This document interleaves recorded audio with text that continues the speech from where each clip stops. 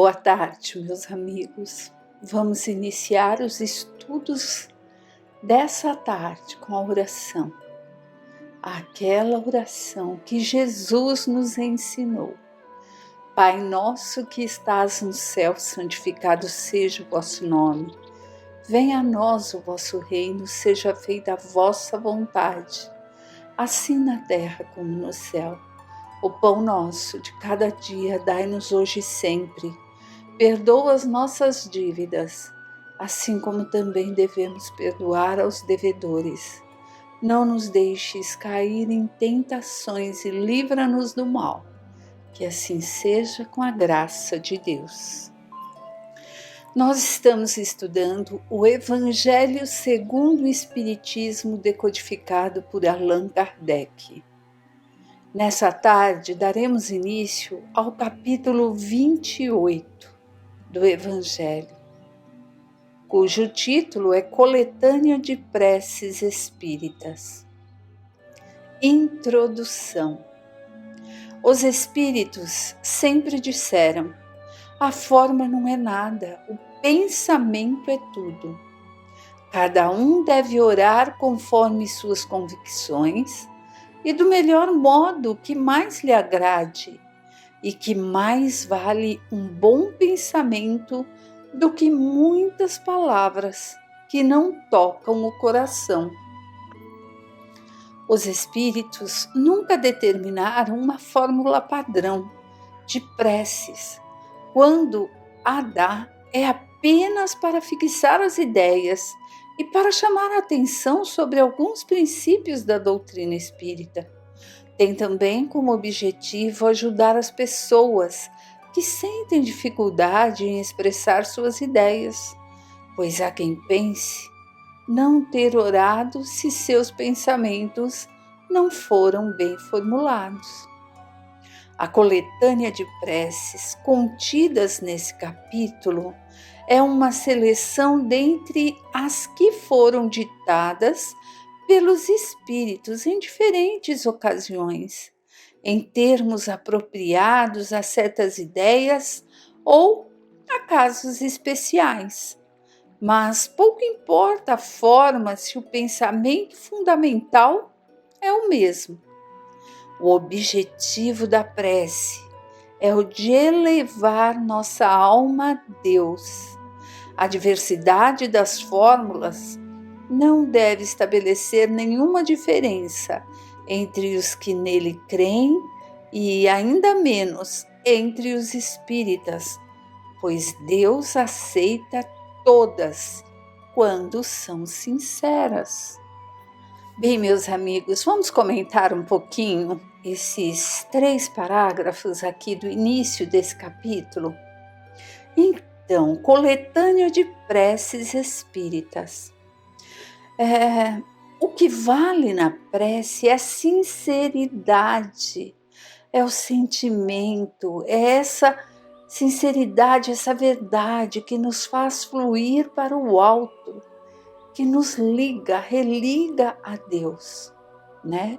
Então, às vezes vocês podem pensar assim, mas se é assim, por que no Evangelho segundo o Espiritismo, no último capítulo, tem uma coletânea de preces?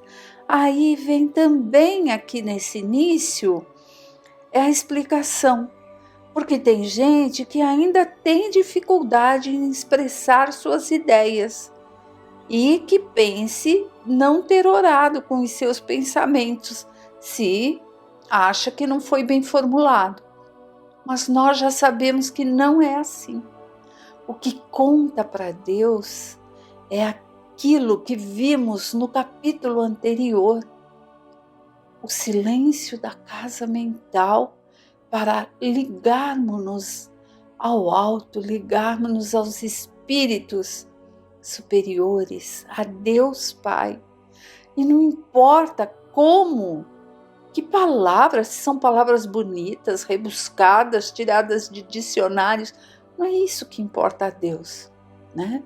Então é importante que no momento em que vamos fazer a nossa prece, ou de gratidão que devemos fazer a todo instante, ou pedindo um auxílio, pedindo uma intuição para resolver algum problema, pedindo uma luz no fim do túnel, né? Às vezes a gente faz isso. Que seja com sinceridade, que seja brotada lá do fundo do nosso coração, pois é isso que conta a Deus Pai. Não vai adiantar rezar, repetir sem sentir. Rezar já equivale mais ou menos à repetição, né? Você até pode fazer orações já escritas, como teremos aqui, ou outras conhecidas por grande parte da humanidade, né? Por exemplo, o Pai Nosso, que nós fazemos no início de cada estudo, de cada trabalho, é uma oração conhecida por muita gente. É uma oração que podemos fazer decorada, entre aspas, esse decorada, aquela que sai pela boca, ou realmente fazer sabendo o que estamos dizendo. E isso que é importante na prece. A gente não pode só repetir e achar que Deus quer que eu reze 10 Pais Nossos. Não é isso. Posso rezar um, tendo consciência de cada frase que eu diga naquela oração. Pode ser outra oração, mas contanto que o seu coração esteja ali, em cada palavra, sentindo cada palavra que estejamos falando, ou que você está falando.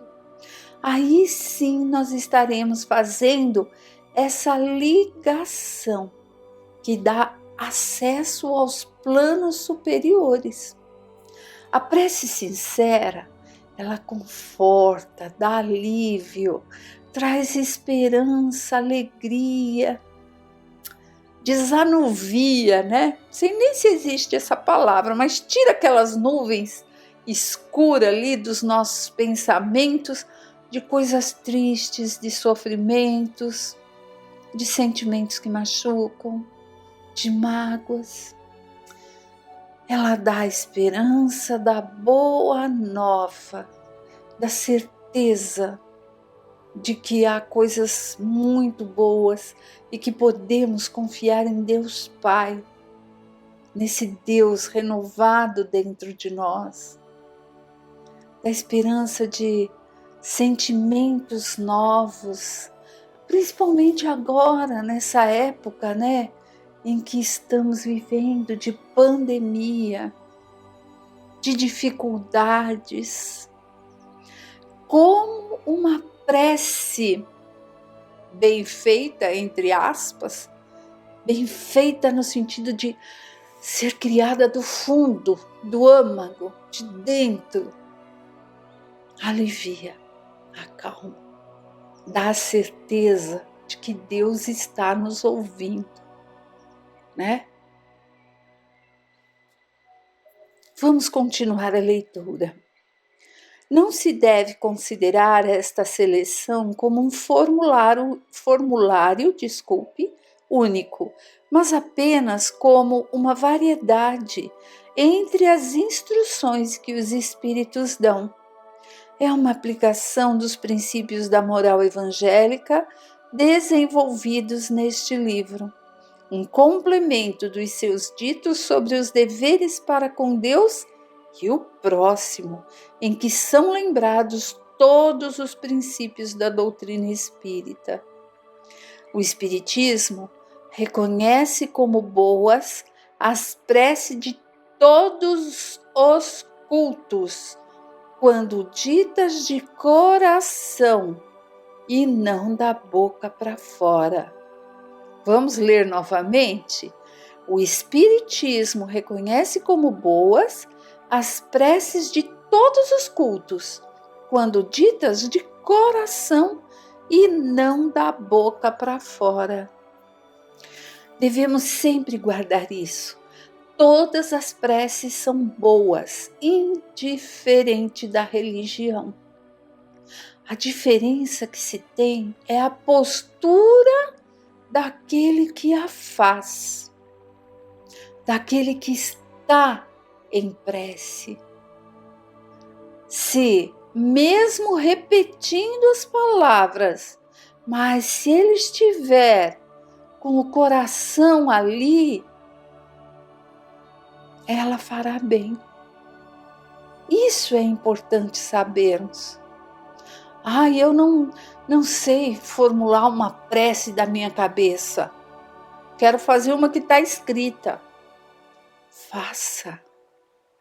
Pense nas palavras. Aquiete a mente. Faça com o coração, não só com os lábios. E respeite a prece de todos, porque todas as preces, é o que diz ali, desde que saídas do coração são boas. Vejamos, o Espiritismo reconhece como boas as preces de todos os cultos, quando ditas de coração e não da boca para fora. Não impõe e nem censura nenhuma.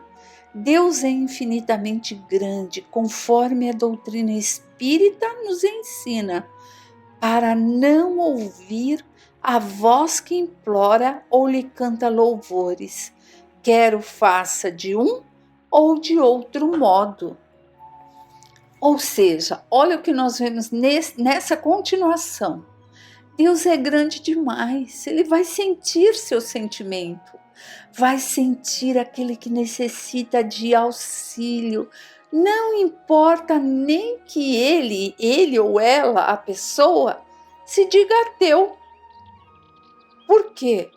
Porque mais importa a atitude da pessoa, como ele trata a si próprio, como trata o próximo, como trata a natureza. Se o seu modo de viver for condizente com uma prece, ele está vivendo em prece, né? Então é importante que saibamos disso. Todo aquele que lhe lançasse a maldição contra as preces que não fazem parte do seu formulário, provaria que desconhece a grandeza de Deus. Acreditar que Deus se apegue a uma fórmula é atribuir-lhe a pequenez e as paixões da humanidade. Ou seja, aquele que julga que a oração do outro, só porque não é igual à sua, desconhece a grandeza de Deus, desconhece também o amor de Deus. Deus não se apega às pequenas coisas que nós damos valores, né? Essa nossa pequenez ainda, né? Parece que a gente é aquela criança mimada que fala, tem que ser assim, porque é assim que eu acredito. Deus não tem como, é até assim, Deus não desce a esse nível. Nós é que estamos ainda nesse nível e não devemos julgar de forma alguma. Uma condição essencial da prece, conforme nos diz o apóstolo Paulo, é a de ser inteligível, bem compreendida, a fim de que possa ser sentida com a alma. Precisa ser dita numa língua entendida por aquele que ora. Há preces em linguagem comum que não dizem muito mais ao pensamento do que se fossem feitas numa linguagem desconhecida e que, por isso mesmo, não tocam o coração. As raras ideias que encerro são muitas vezes sufocadas pela grande quantidade de palavras e pelas ideias místicas da linguagem. O que nós vemos nesse outro parágrafo? Nós vemos que não precisa de excesso de palavras, não precisa ser longa, não precisa de rituais, não precisa de shows, não precisa de nada. Onde estivermos, seja no trabalho, no ônibus, no carro, ou parado olhando a natureza, trabalhando. Se nós dissermos: Deus, me ajude, esteja comigo, Senhor, olhe por mim, estaremos em prece. Se dissermos: obrigado, Senhor, mas com o coração, com emoção, agradecendo a Deus pela bênção da vida, pronto, já é uma oração. Não é necessário ficar 1 hora de joelhos. Por quê? Geralmente, para que te vejam, te olhem ali, para que digam: nossa, como é religioso, né? Com o pensamento, onde está o pensamento? Na dor que está sentindo no joelho, voando nas coisas que deixou de fazer e vai ter que correr depois porque ficou um tempão ajoelhado. Mas, às vezes, sem nem pensar em Deus. Então, quando nós vimos no capítulo anterior falando sobre o silêncio, é o silêncio do nosso quarto, né, que diz lá. É o silêncio íntimo, é o silêncio da mente. Para orarmos é só nós fecharmos a porta para o mundo, nos desconectarmos um pouco, né, das peculiaridades materiais e nos ligarmos com Deus. E é simples, pode ser em qualquer local. O importante é que tenhamos sempre esse tempinho para falarmos com Deus Pai. Continuando, as principais qualidades da prece são a clareza, simplicidade, precisão, sem excesso de palavras nem adjetivações inúteis que apenas são enfeites de brilho falso. Cada palavra deve ter a sua importância, revelar uma ideia, tocar a alma, deve nos fazer pensar. Olha o que vemos aqui. A prece precisa ter clareza, simplicidade, precisão. Deve nos fazer pensar, deve tocar a alma. Olha a importância. O que é preciso numa prece? Não é aquelas palavras rebuscadas, né? Deus não precisa de súditos para adorá-lo. Deus nos fez a todos simples e ignorantes, para que pudéssemos voltar para Ele por amor, com os nossos esforços, buscando a fé raciocinada, pelo vigiar e orar, por nós nos modificarmos. É pelo amor que nos ligamos a Deus. Por quê? Porque Deus é o amor em sua mais sublime amplitude e entendimento. Continuando a leitura. Somente com essa condição, a prece pode atingir seu objetivo, ou seja, sendo clara, simples, precisa, sem querer aparecer. De outro modo, é apenas palavreado. Notai com que ar de distração e desinteresse as preces são ditas na maioria dos casos. Vêem-se lábios que se movimentam, mas na expressão do rosto e mesmo no som da voz se reconhece que é um automatismo puramente exterior, ao qual a alma permanece indiferente. As preces reunidas nesta coletânea estão divididas em 5 categorias,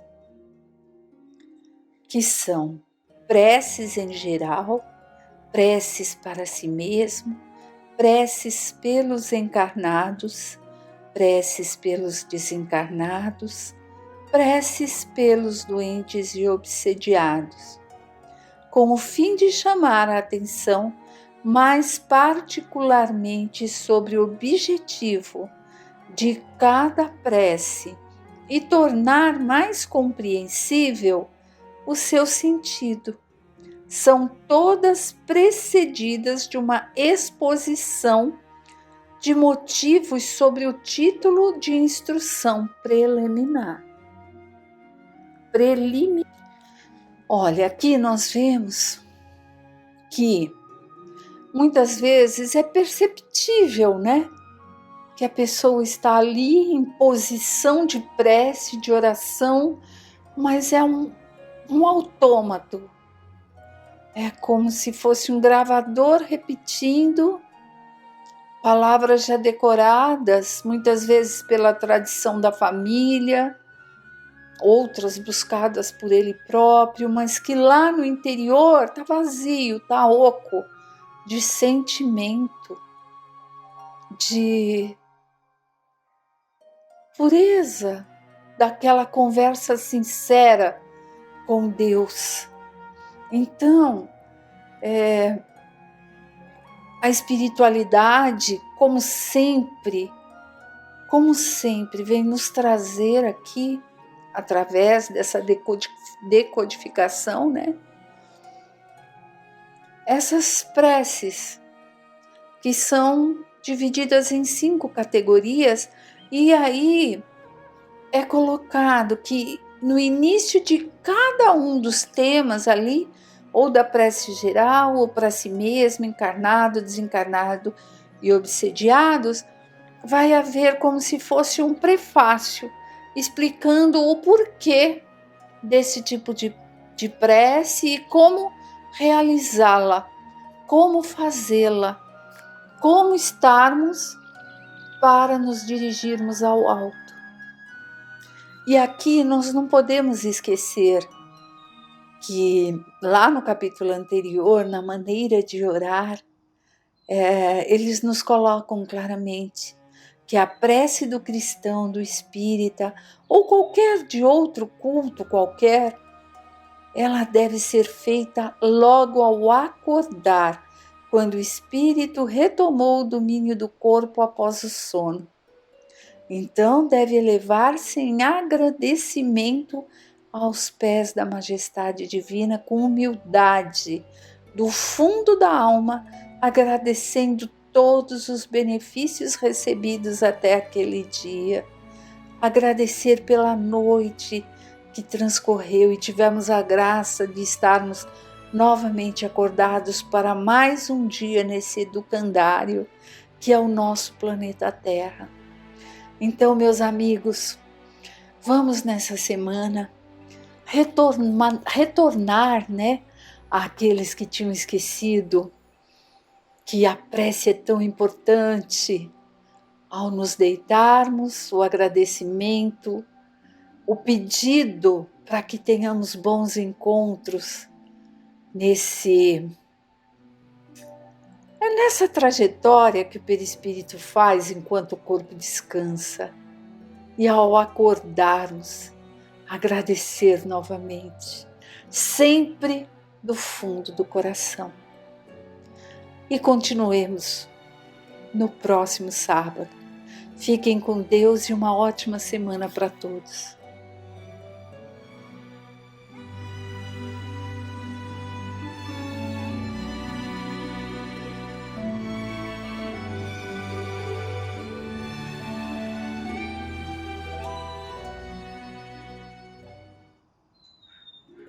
Boa tarde a todos.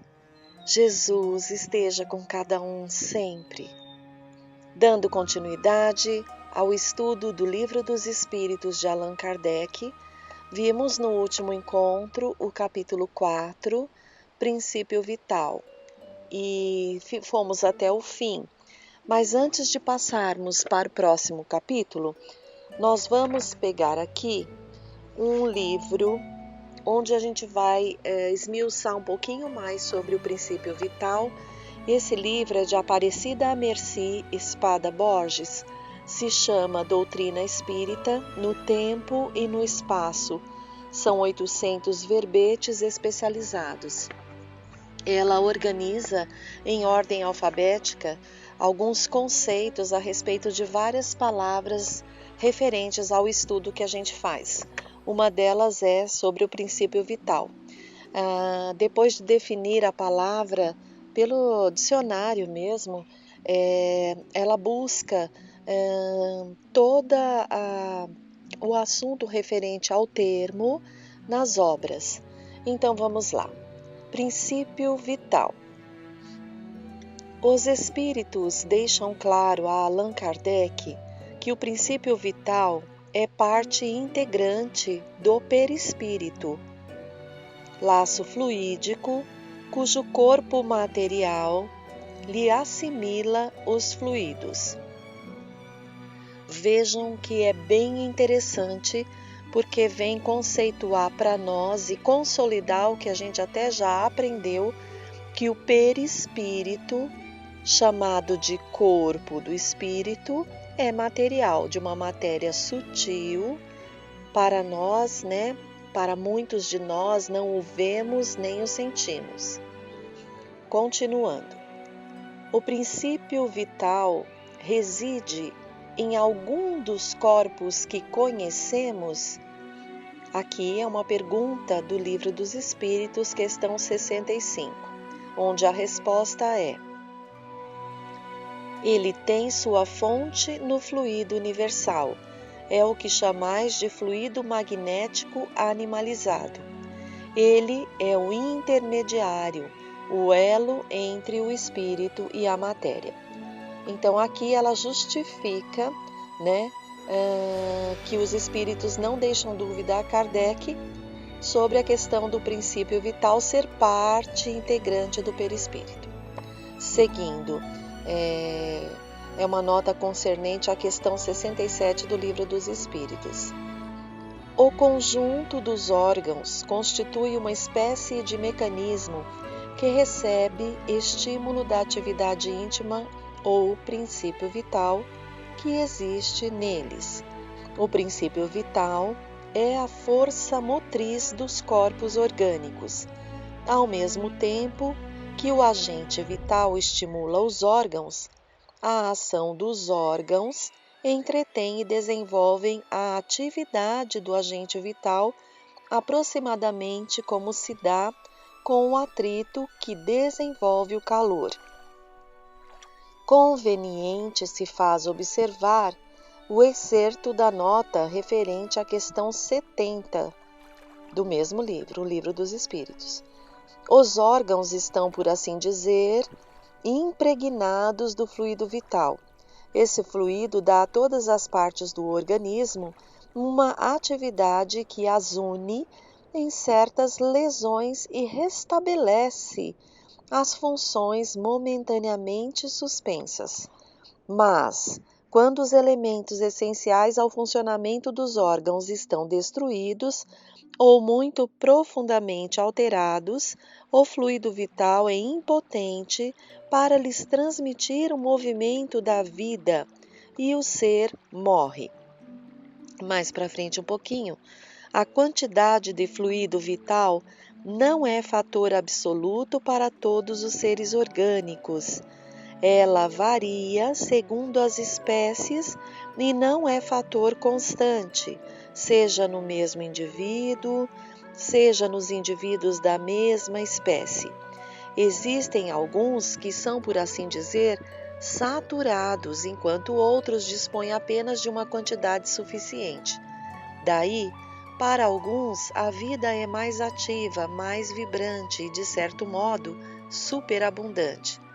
A quantidade de fluido vital se esgota, pode vir a ser insuficiente para manter a vida se não se renova pela absorção e assimilação das substâncias que o contêm.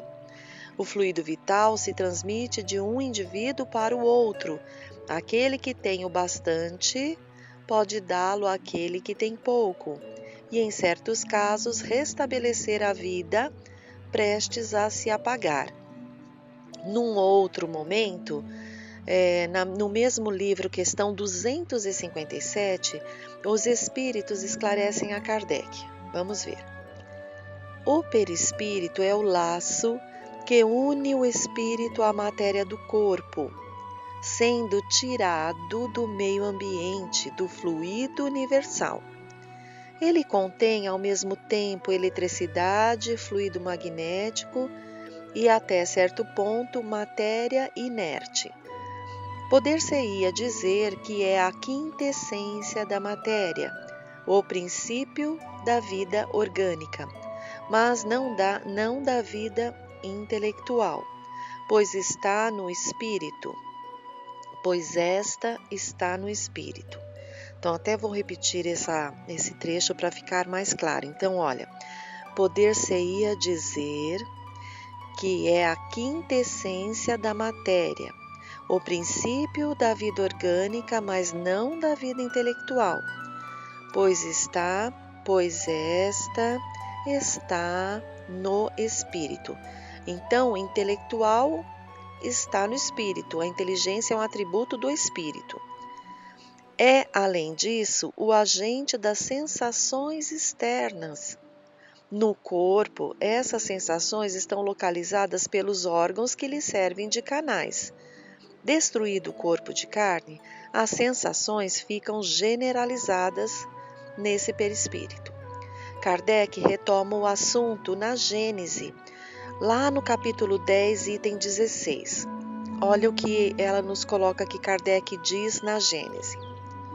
Sem falar do princípio inteligente, que é uma questão à parte, há na matéria orgânica um princípio especial, inapreciável e que ainda não pode ser definido.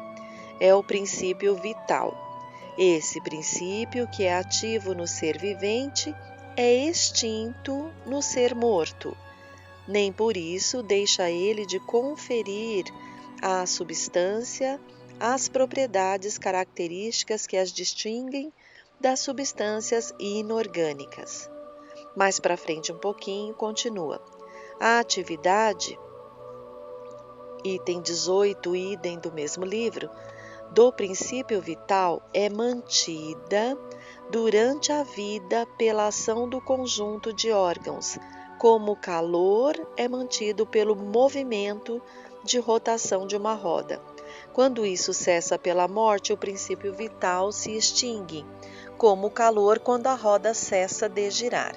O princípio vital não seria senão a espécie particular de eletricidade designada sob o nome de eletricidade animal, desprendida durante a vida pela ação dos órgãos, e dos quais a produção é paralisada na morte pelo desaparecimento de tal ação. A Mercy traz para a gente da Revista Espírita, ela coloca assim: é da Revista Espírita de 1858, na página 158, e do Livro dos Médiuns, no item 77, o excerto, abre aspas. Desde que o fluido vital emitido de alguma forma pelo espírito dá uma vida factícia e momentânea aos corpos inertes, desde que outra coisa não é o perispírito, senão o próprio fluido vital, segue-se que, quando encarnado, é o espírito que dá vida ao corpo, por meio do seu perispírito. Fica ali unido enquanto a organização o permite e, quando se retira, o corpo morre. Entre aspas, ela sugere consultar a Gênese, capítulo 18. O pensamento e a vontade podem imprimir no fluido vital ou perispiritual propriedades diversas de acordo com a elevação ou inferioridade do espírito. O fluido vital é indispensável à produção de todos os fenômenos medianímicos. É o apanágio exclusivo do encarnado e, por conseguinte, o espírito operador é obrigado a impregnar-se nele, a impregnar-se dele. Isso é apontado na Revista Espírita de 1861, em agosto também.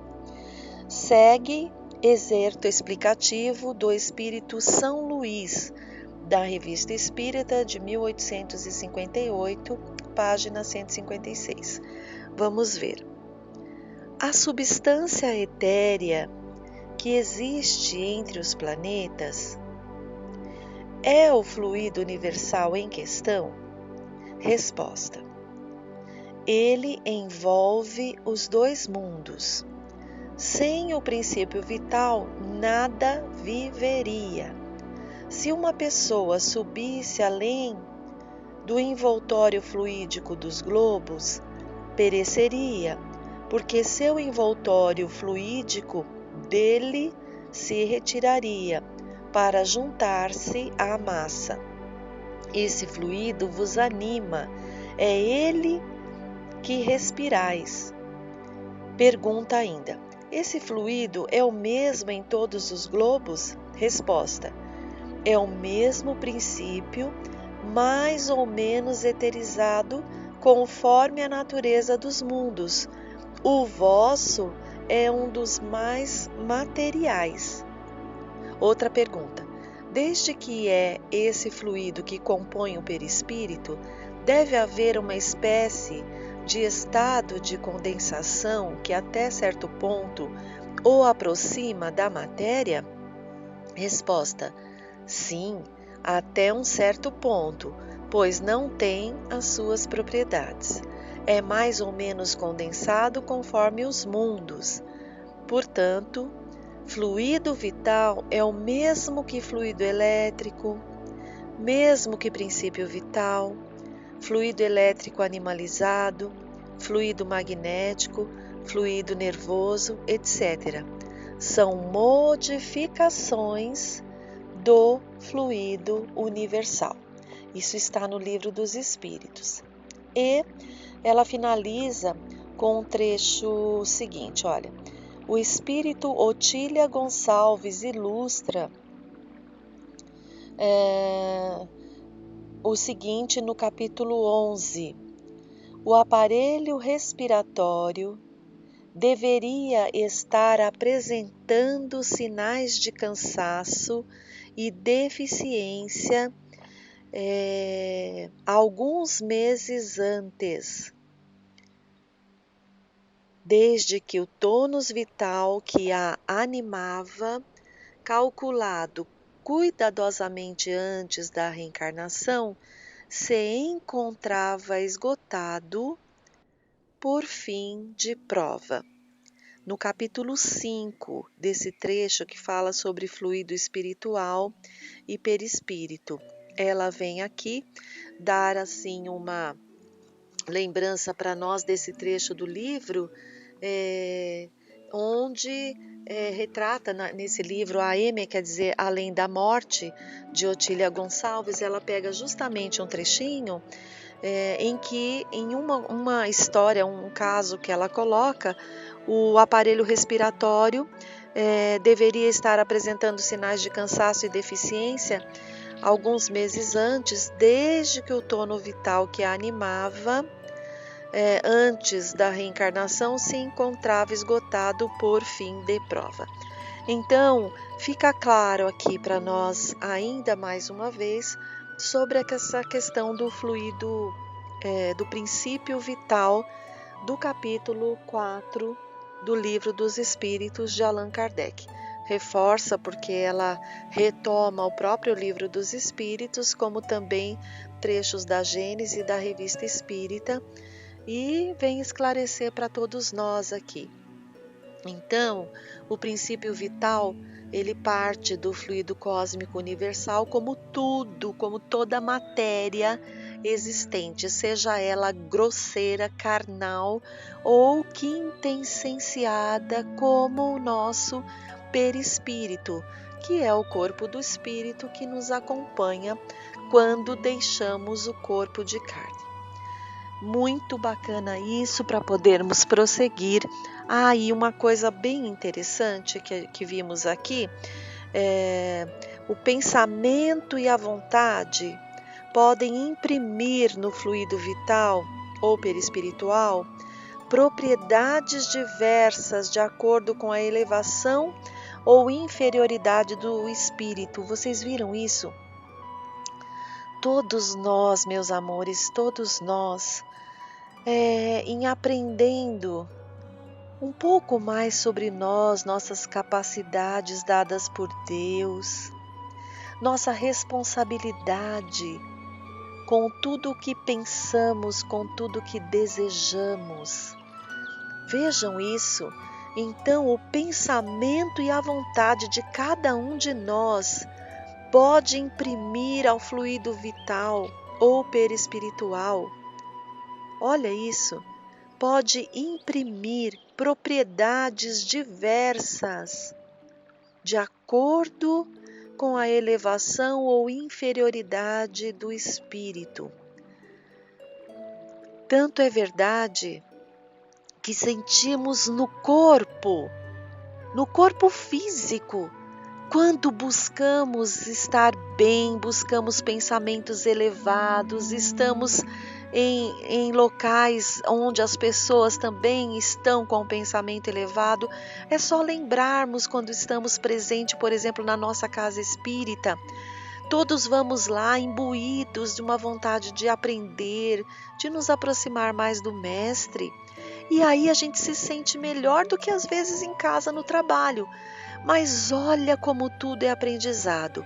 Com essa questão da pandemia, como não estamos tendo as atividades presenciais como era antes, nós temos que estar trazendo esses conceitos para nós, na nossa casa, no dia a dia, trazer as palestras, os estudos, as sessões para o nosso ambiente onde vivemos, além do ambiente que íamos físico lá do centro.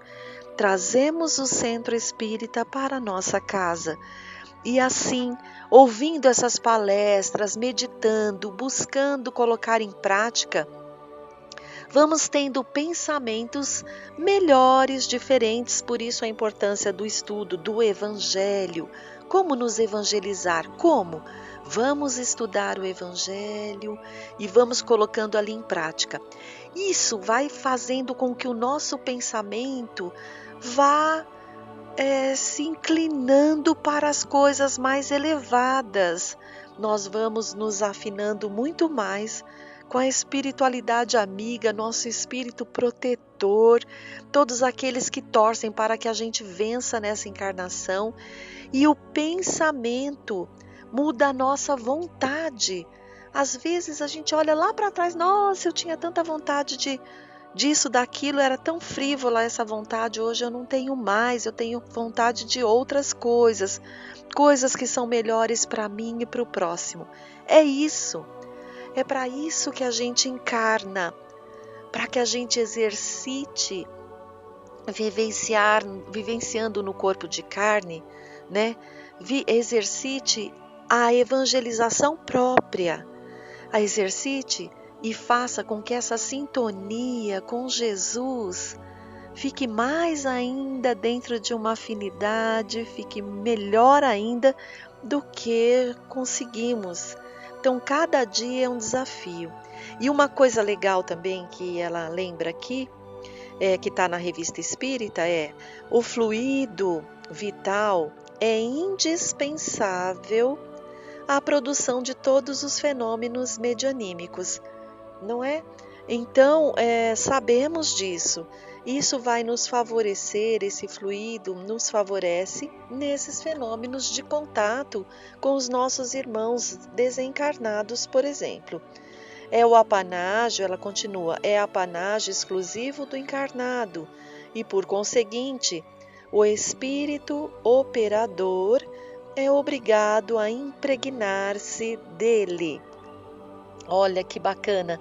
Então, é necessário termos o fluido vital para melhor nos ligar, né? Melhor conduzir os fenômenos medianímicos. E o quanto nós já aprendemos que esse fluido vital auxilia aos nossos irmãos desencarnados que se aproximam apenas com o perispírito, que também contém ali, que muitas vezes estão fragilizados, num sofrimento muito grande, trazendo fixações mentais de problemas que tinham quando estavam encarnados, por exemplo, os quais na hora da comunicação, por exemplo, pela psicofonia, existe essa troca e essa doação desse fluido vital.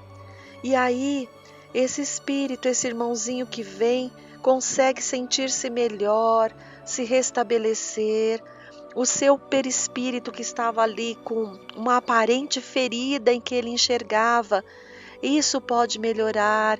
Ele visualiza o cuidado que vai sendo dado ao corpo espiritual que ele tem e que ele conduz agora fora do corpo material.